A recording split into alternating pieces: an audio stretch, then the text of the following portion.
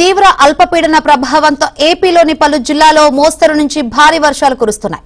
ఉమ్మడి నెల్లూరు, ప్రకాశం, చిత్తూరు జిల్లాలో భారీ వర్షాలు కురుస్తున్నాయి.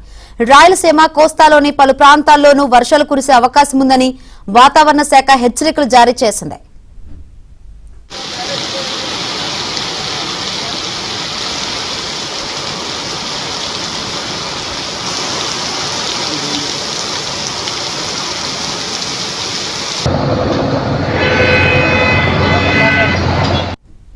అల్పపీడన ప్రభావంతో ఉమ్మడి నెల్లూరు జిల్లాలో విస్తారంగా వర్షాలు కురుస్తున్నాయి.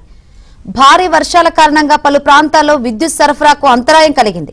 అనంతసాగరం, కలువాయి, చేజర్ల మండలాల్లో వరి పొలాలు నీట మునగడంతో రైతులు ఆందోళన వ్యక్తం చేస్తున్నారు. భారీ వర్షాలతో స్కూళ్లకు సెలవు ప్రకటించారు. సోమశిల, కండలేరు డ్యాంలు, రిజర్వాయర్లు, చెరువులు నిండుకుండలా మారాయి. మరో 3 రోజులు వర్షాలు కురిసే అవకాశం ఉందని, సముద్రంలో మత్స్యకారులు చేపల వేటకు వెళ్లొద్దని అధికారులు హెచ్చరించారు.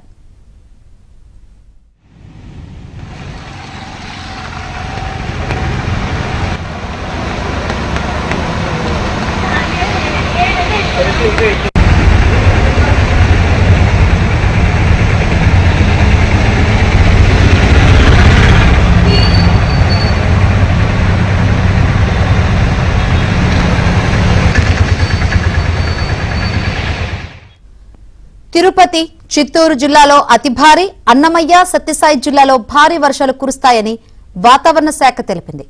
వరుస అల్పపీడనాలతో కోస్తాంధ్ర, సీమ ప్రాంతాల్లో వచ్చే వారం రోజులు వర్షాలు కురుస్తాయని, తీర ప్రాంతాల్లో అక్కడక్కడ భారీ నుంచి అతి భారీ వర్షాలు కురుస్తాయని హెచ్చరికలు జారీ చేసింది. రానున్న 5 రోజులు ఏపీ వ్యాప్తంగా పిడుగులతో కూడిన వర్షాలు విస్తారంగా కురుస్తాయని విపత్తుల నిర్వహణ సంస్థ ప్రకటించింది.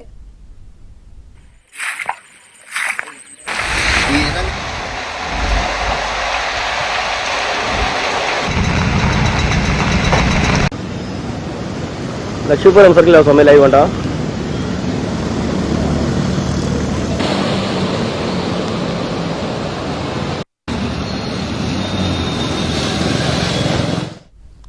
ఎడతెరిపి లేకుండా కురుస్తున్న వర్షాలతో తిరుపతిలోని లోతట్టు ప్రాంతాలు నీట మునిగాయి.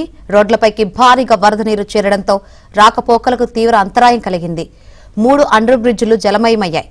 ఎక్కడికక్కడ నీరు నిలిచిపోవడంతో ప్రజలు తీవ్ర ఇబ్బందులు పడుతున్నారు.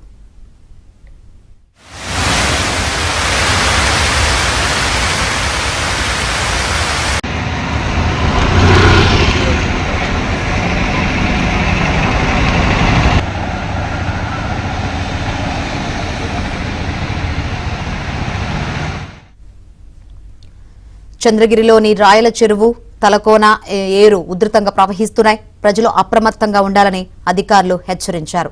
అల్పపీడనం కారణంగా ఇటు కోస్తాలో, రాయలసీమలో భారీ నుంచి అతి భారీ వర్షాలు కురుస్తున్నాయి. ప్రస్తుతం సిచ్యువేషన్ ఏంటో తెలుసుకుందాం. మరిన్ని వివరాలు అందించేందుకు మా ప్రతినిధి దినేష్ లైవ్ ద్వారా సిద్ధంగా ఉన్నారు. దినేష్, ఏపీ వ్యాప్తంగా ఈ అల్పపీడన ప్రభావం ఏ మేర ఉంది? మెయిన్ గా సీమ జిల్లాలో సిచ్యువేషన్ ఏంటి?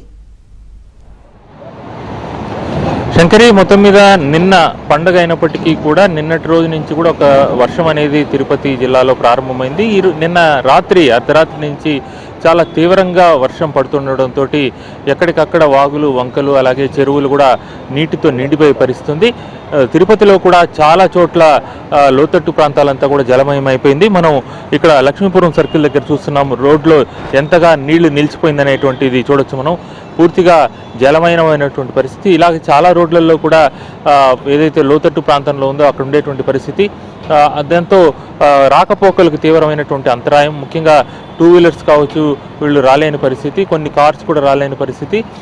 చాలా చోట్ల కూడా ఈ యొక్క లోతట్టు ప్రాంతాల్లో ఉండేటువంటి వాళ్ళకి సంబంధించి ఇబ్బందులు రాకుండా ఎప్పటికప్పుడు అధికారులు చర్యలు తీసుకుంటూనే ఉన్నారు. అయినప్పటికీ కూడా ఉధృతంగా కురుస్తున్నటువంటి వర్షం కారణంగా పూర్తిగా చాలా చోట్ల కంట్రోల్ చేయలేని పరిస్థితి ఉంది. అయితే వాటర్ మేనేజ్మెంట్కి సంబంధించినటువంటి వైఫల్యం కూడా ఇది. తిరుపతి స్మార్ట్ సిటీ అయినప్పటికీ కూడా వాటర్ మేనేజ్మెంట్ సరిగ్గా చేయడం లేదు, ఒక టీం వర్క్ జరగడం లేదనేది ఇక్కడ ఉండేటువంటి పరిస్థితి అర్థమవుతుంది. ముఖ్యంగా అండర్ బ్రిడ్జిలు ఏదైతే ఉందో, డిఆర్ మహల్ దగ్గర అండర్ బ్రిడ్జి కావచ్చు, అలాగే ఆర్సీ రోడ్లో అండర్ బ్రిడ్జి కావచ్చు, అలాగే ఎంఆర్పల్లి సర్కిల్ జంక్షన్లో ఉండేటువంటి వెస్ట్ చర్చ్ దగ్గర ఉండేటువంటి ఆ యొక్క అండర్ బ్రిడ్జి కావచ్చు, అన్నీ కూడా పూర్తిగా రాకపోకలు లేని విధంగా అండర్ బ్రిడ్జి మొత్తం కూడా నీళ్లతో నిండిపోవడంతో టౌన్లో ఒకవైపు నుంచి మరోవైపుకి వెళ్ళడానికి పూర్తిగా ఇబ్బందికరమైన పరిస్థితి నెలకొంది.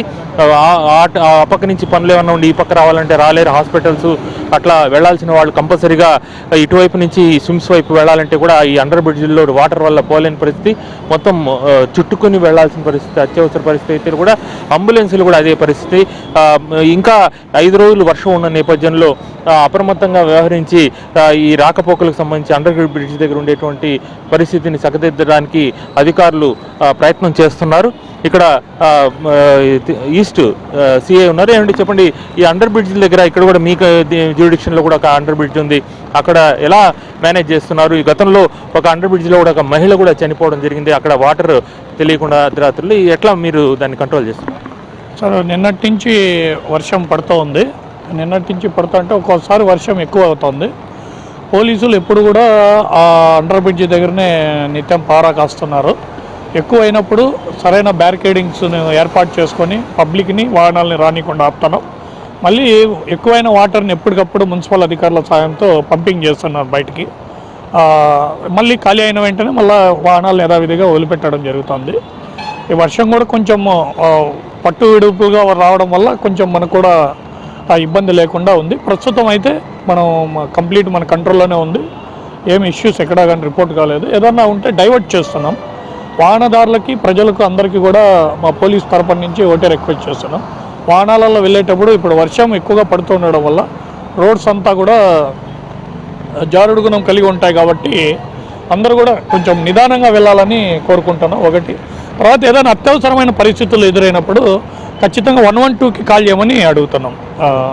పబ్లిక్ ఆఫీసర్స్, మేము కూడా ఆఫీసర్స్ అందరం కూడా, స్టేషన్ సిబ్బంది, బ్లూ కోడ్స్ వాళ్ళు, లోపల ఉన్న ఇండోర్ సిబ్బంది అందరం కూడా రోడ్స్ పైనే ఎక్కడైతే ఈ వర్ష ప్రాంతాలు ఉన్నాయో ఆ ప్రాంతాల్లో కంటిన్యూ మూవ్మెంట్ చేస్తున్నాం.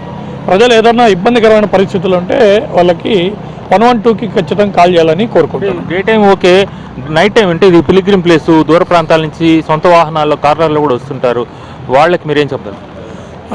దూరం నుంచి వచ్చే వాళ్ళకి ఒకటే మేము రిక్వెస్ట్ చేసుకుంటున్నాం. ఇక్కడ వాతావరణ పరిస్థితులు అన్నీ అబ్జర్వ్ చేసుకోండి. ప్రస్తుత పరిస్థితి అయితే కొంచెం కంట్రోలింగ్గానే ఉంది. కానీ ఏదైనా ఎక్కువ అయినప్పుడు ఖచ్చితంగా వాళ్ళకు కూడా తెలుస్తుంది. వార్తల ద్వారాను మేము కూడా ఎప్పటికప్పుడు ఇంటిమేషన్ చేస్తున్నాం. ఇప్పుడు మన రైల్వే అండర్ బ్రిడ్జిలు అన్నీ కూడా కంట్రోల్లోనే ఉన్నాయి. వాహనాలు యథావిధిగా వెళ్తున్నాయి.